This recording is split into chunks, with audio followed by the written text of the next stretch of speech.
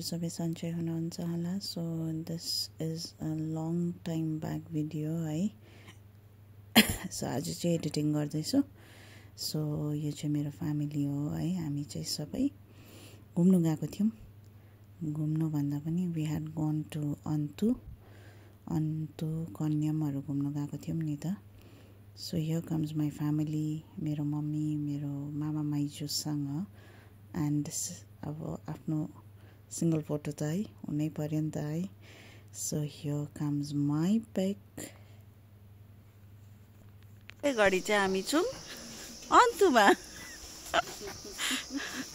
यहाँ मदर हुनुहुन्छ। खै मदर भनिरहेको भोलि पर्सि हाल्नुहुन्छ नि। यहाँ हुनुहुन्छ मम्मी। अहिले घडी हामी छौँ अन्तुमा।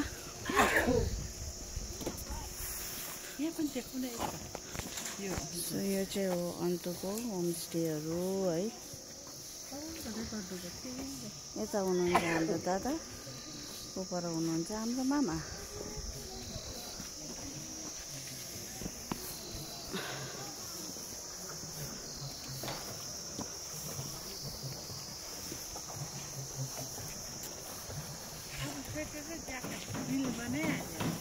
हजुर कहाँ हो। सो यो चाहिँ हो अन्तुको लेक। आज वेदर दामी भएकोले गर्दाखेरि अन्तुको लेक पनि दामी आयो।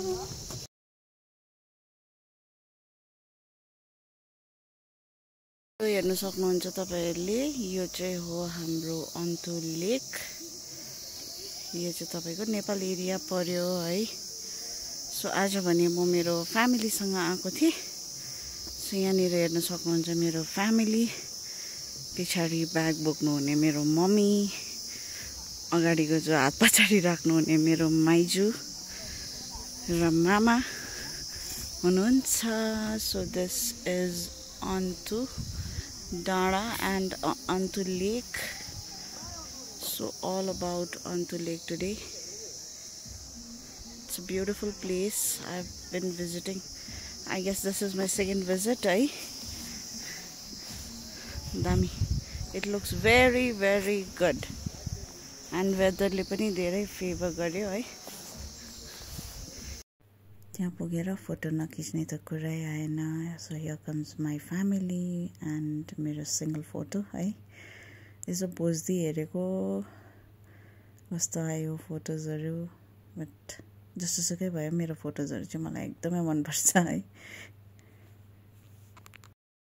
सो अहिले भने हामी सो यो चाहिँ हामी कन्याम पुगिसकेको हो है. सो यो चाहिँ कन्यामको भ्यू.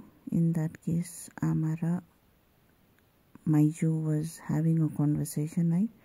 उनीहरूको अनएन्डिङ कन्भर्सेसन्सहरू हो, जस्तो मेरो र पोमाको कन्भर्सेसनहरू हुन्छ त्यस्तै हो त्यो पनि है. सो यहाँ हुनुहुन्छ मेरो दादा. सो एन्टायर लोकेसन तपाईँले हेर्न सक्नुहुन्छ.